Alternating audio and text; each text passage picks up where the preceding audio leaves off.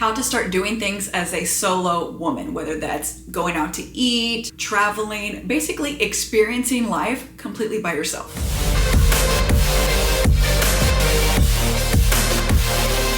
I started doing things out in the world by myself in 2018, and I was basically forced into it. It was after a breakup, and there were things that I wanted to keep doing that my friends weren't down to do anymore. They didn't want to spend the money, or they didn't want to use their PTO or whatever. So I was forced into doing things by myself, and it was the best thing that has ever happened to me. So since 2018, I have gone to music festivals by myself inside the United States and outside of the United States. I've traveled around the world. I've traveled around the United States. I've gone to movies and nightclubs, lunches, cafes, dinners, you name it, I've done it by myself. I want to tell you how to start doing things by yourself because it can be scary. I had to start somewhere. First thing I did by myself, I didn't just hop on a plane and go to another state. I had to start somewhere. So I'm here to tell you how to do things on your own. It helped me develop as a woman. It helped me grow up. It just helped me develop a sense of independence. Also, I'm not missing out on life waiting for somebody, whether it's a friend or a boyfriend or whatever, to do things. Like, I am living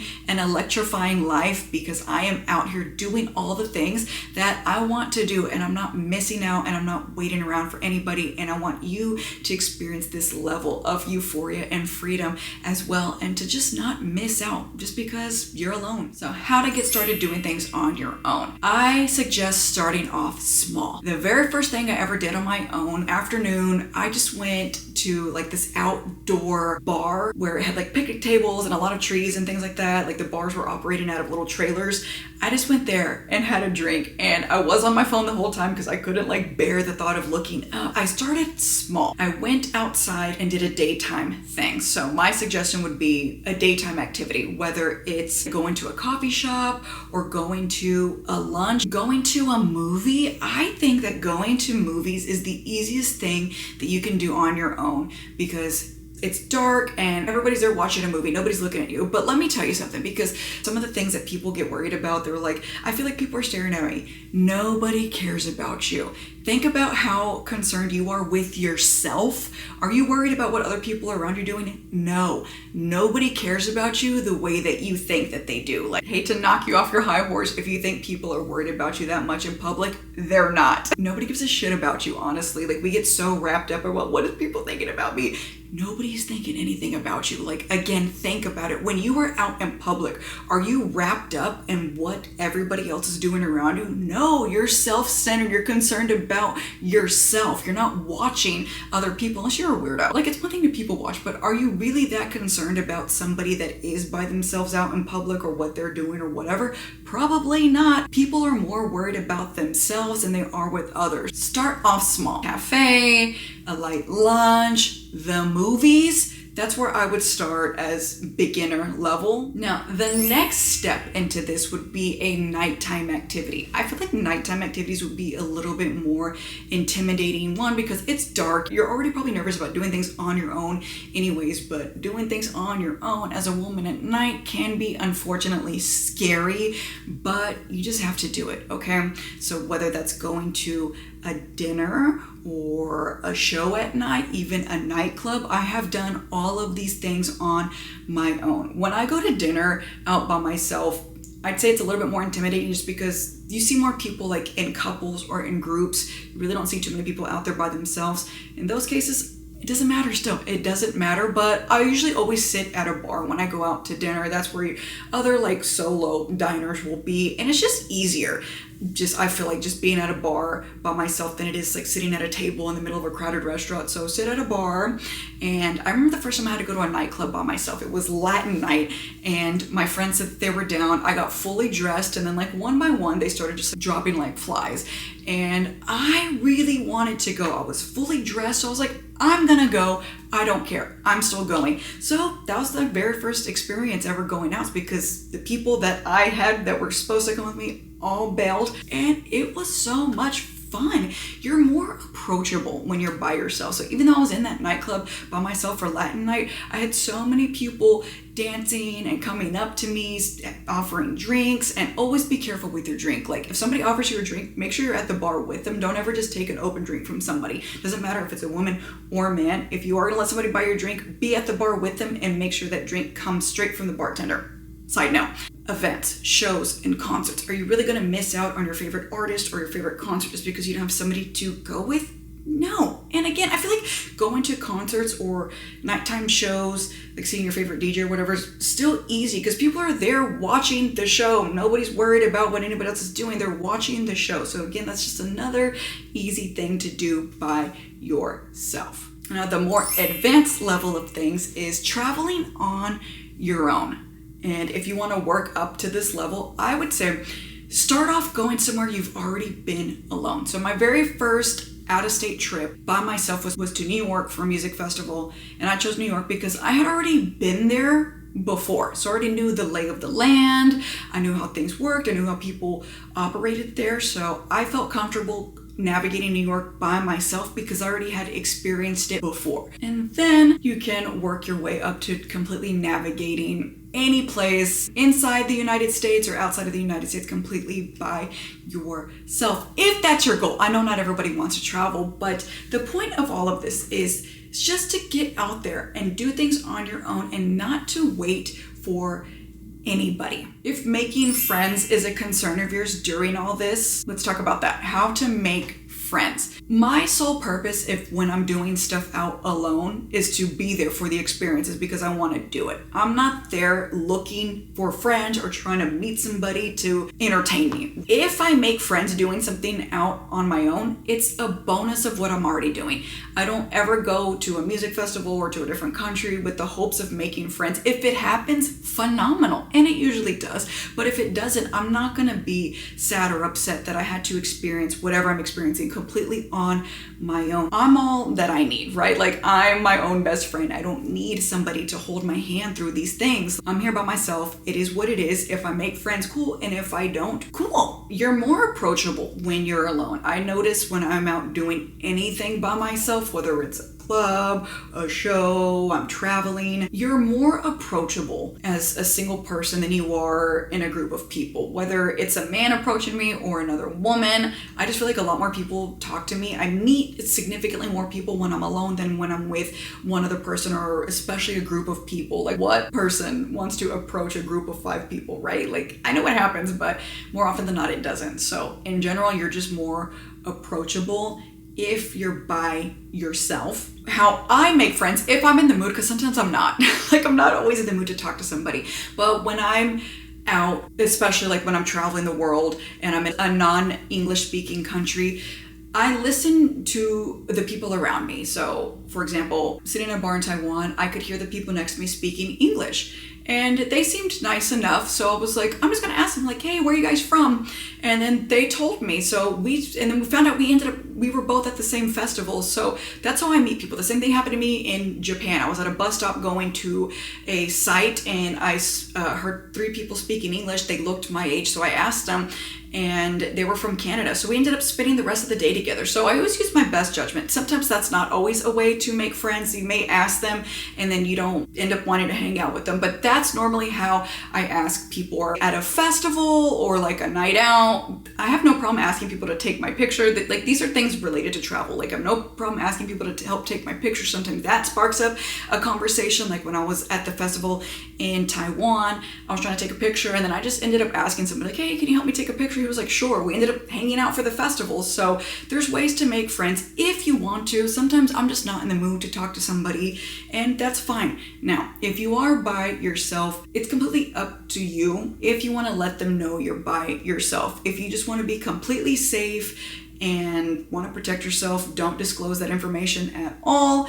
But I have really good intuition that has never steered me wrong. So I know when there is a time and a place and with who and who I can't share that I am alone with. Like, I just trust my gut, my intuition. Never steered me wrong, but if you just want to completely be safe, don't talk to anybody because you're worried about your safety, then don't talk to anybody. And if you do, you do not have to explain that you're by yourself. Even if somebody notices you're by yourself in a restaurant or a bar, you can fib and say, oh, my friend's waiting for me at the next place or whatever. Making friends is a bonus, but don't make that your whole goal of going out by yourself. That takes away the experience of being there by yourself. You're gonna do this regardless, and if you make friends, cool, and if you don't, cool. Single women. I am a single woman. I've been single for a while now, and that is why I do so many things by myself. This can be hard, right? Like, oh, I'm tired of doing things by myself. I don't want to. What's harder is not experiencing these things. I am perfectly fine that I don't have a man and I don't have a family. For one, I don't want a family. Like, I don't want kids. So that's something different. If you want a family,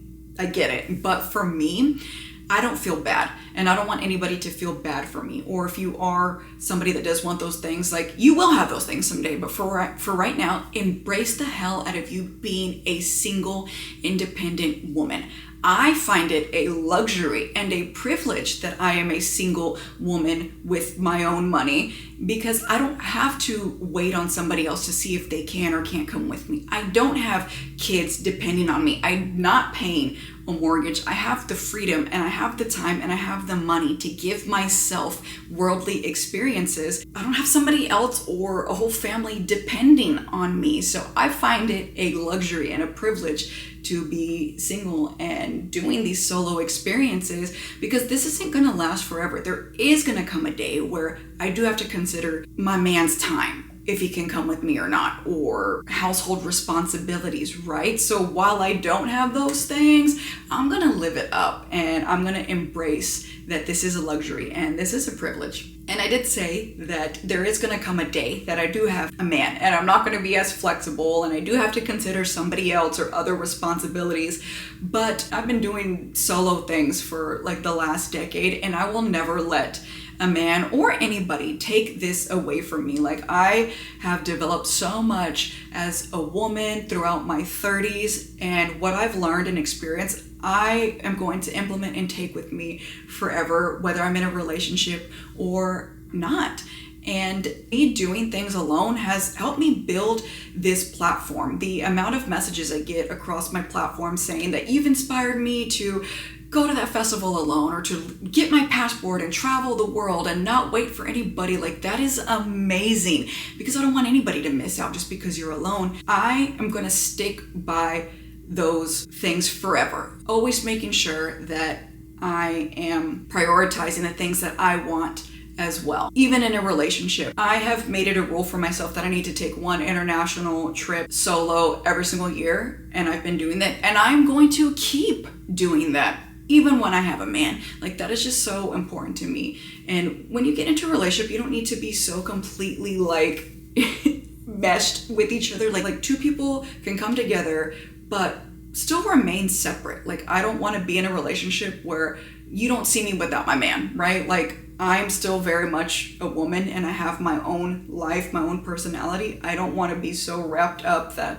in a person that you can't see me without him, or if you see me, like, you're gonna see him. Like, that we're a duo and not two separate people that decided to be together. So if you are in a relationship and you want to start doing things by yourself, hopefully you have a partner that is understanding and just doesn't think that you're out there trying to cheat on them or whatever toxic shit's going on there. But if you want to do things on your own in your relationship, like, do it. And hopefully your partner encourages it to get out there and just try things on your own. Like, don't be afraid. Like, yes, it can be scary doing things on your own, especially as women, because there's awful shit happening to women all the time, unfortunately. But I'm more afraid on my life passing me by and me not doing anything that I want to do than being afraid of being abducted and never seen again. Like, I'd rather take those chances. Like I said, I'm more afraid of missing out on life than I am of the potential dangers. And you just don't want to live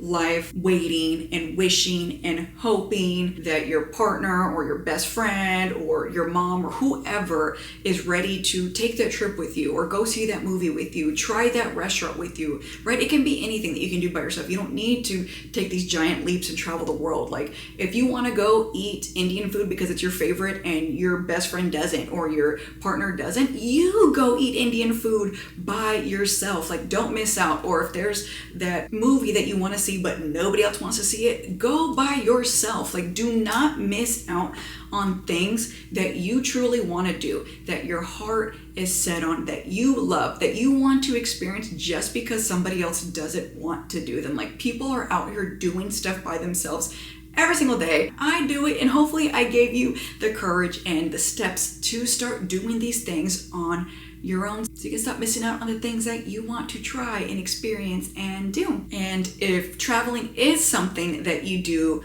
want to do as a solo woman, one of the videos that I recently made was 10 rules for solo female travel that I follow for every single trip that I take. So if that's something that you're working up to, go ahead and watch that video. And the last very big thing that I did on my own was in June. I went to Taiwan and I went to Vietnam.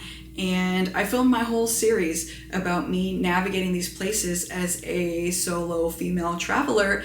And that's also another good series that you can watch to help you work up that courage to get in there and just see how I do things. Thank you guys for watching. My name is Alicia, but I go by Electric Ollie. I'm here living an electrifying life, and I'm trying to show you that you can do the same, a life that is illuminating and fulfilling and exciting, whether that's trying a new restaurant or getting on a plane and going by yourself across the world. Here documenting my experience and showing you all how to do it as well. Thank you.